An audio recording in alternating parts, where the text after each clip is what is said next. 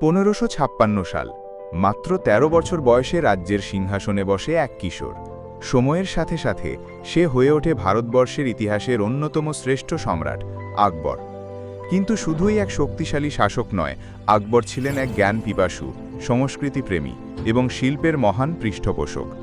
চলুন এক জেনে নেই আকবরের দরবার কিভাবে হয়ে উঠেছিল জ্ঞানের আলো ছড়ানো এক কেন্দ্র।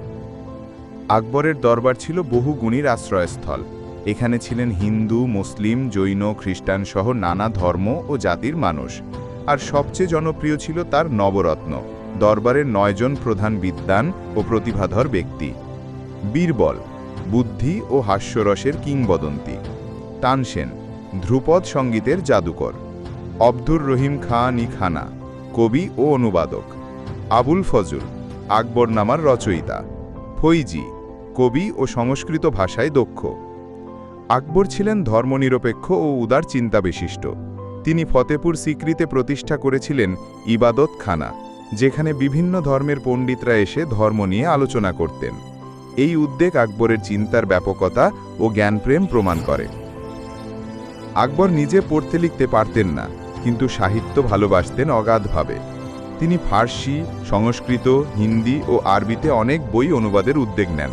মহাভারত, ফার্সিতে অনুবাদ রাজমনামা, রামায়ণ, উপনিষদ, পঞ্চতন্ত্র অনুবাদ ও পাঠ। আকবরনামা, আবুল ফজলের রচিত আকবরের জীবনী। আকবর ছিলেন সঙ্গীতপ্রেমী। তার দরবারে তানসেনের সুর শুনে মোমবাতি জ্বলে উঠত, এমন কিংবদন্তিও প্রচলিত আছে। তিনি ধ্রুপদ সঙ্গীতকে রাজসভায় মর্যাদা দেন। আকবর ভারতীয়, পারস্য এবং মধ্য এশিয়ার শিল্পরীতির সমন্বয় ঘটিয়ে স্থাপত্য ও চিত্রকলার নতুন রীতি চালু করেন। আকবর কেবল একজন শাসক ছিলেন না, তিনি ছিলেন ভারতীয় উপমহাদেশে জ্ঞান, ধর্মীয় সহিষ্ণুতা ও সংস্কৃতির এক মহান পথপ্রদর্শক। তার দরবারের বৈচিত্র্য, মুক্তচিন্তা ও উদারতা ভারতীয় ইতিহাসকে নতুন পথ দেখিয়েছিল।